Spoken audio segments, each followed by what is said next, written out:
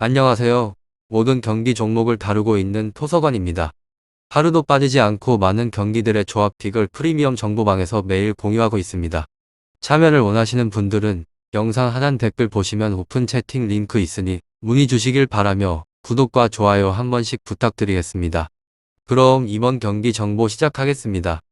전남 드래곤즈 서울 이랜드 축구와 관련하여서 전남팀은 부산의 승점 5점 차이로 추격을 당한 곳으로 이랜드팀은 최근에 3번의 경기에서 승리를 추가하지 못했습니다.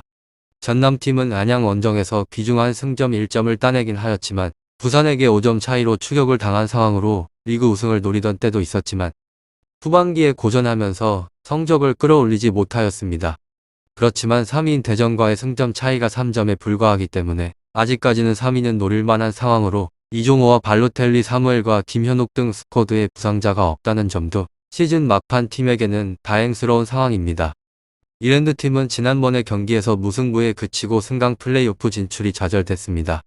시즌의 초반 무패 행진을 달리면서 질주를 하는 등 좋은 시기도 있긴 하였지만 시즌의 중반 수석 코치가 운명을 달리하는 등 어려운 시기를 보냈습니다.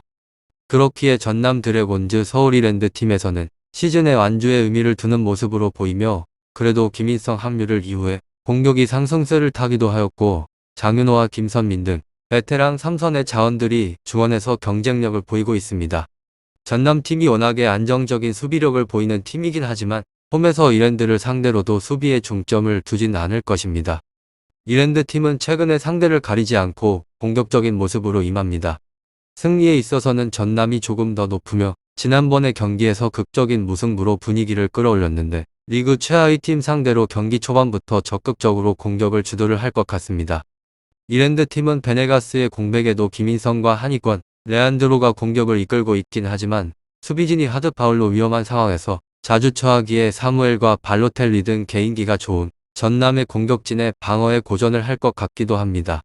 다음으로 두 경기 연속으로 무승부에 그치면서 부상과 간격을 벌릴 기회를 놓친 전남의 불안감은 점점 커지는 모양새입니다. 전남 드래곤즈 서울 이랜드 센터백 장순혁이 경고의 누적으로 인해서 이번에 경기에 빠지게 된 부분도 악재로 작용을 할 만하고 경남과 무승부를 거두면서 이번에 경기에서 빠지게 된 부분도 악재로 작용이 충분히 될 만한 상황입니다.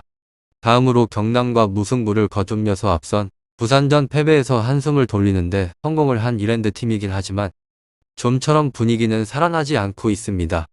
다시 역습에 초점을 맞추는 운영을 할 것으로 보이긴 하지만 기대에 걸맞은 흐름을 만들지는 미지수이기도 합니다.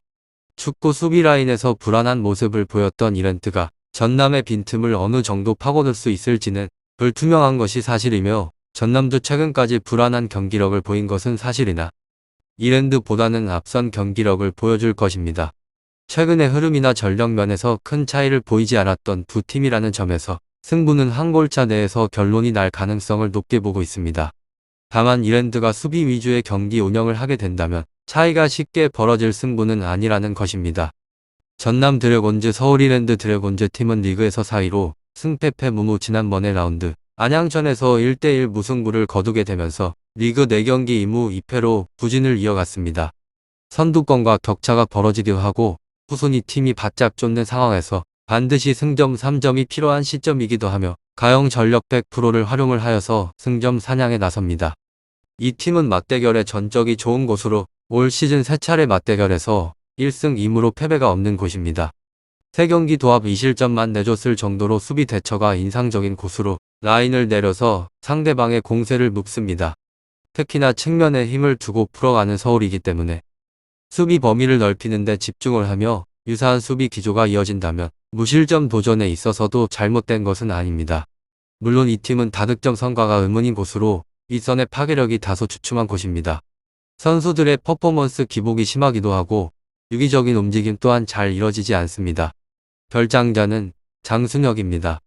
마지막으로 서울 이랜드 팀은 리그에서 9위로 승승무패무 지난번에 라운드 경남전에서 1대1로 비겼습니다. 경기 자체에 있어서는 잘 풀어나가는 것 같았는데 수비 집중력이 흐트러지게 되면서 다잡은 승점 3점을 놓쳤습니다.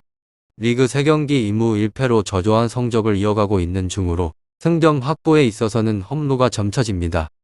이 팀은 동기부여가 사실상 없다고 본다라고 해도 무방한 곳으로 현재에는 9위 전승을 한다고 할지라도 상위권 팀들의 경기를 지켜봐야 해서 플레이오프 진출이 어렵습니다.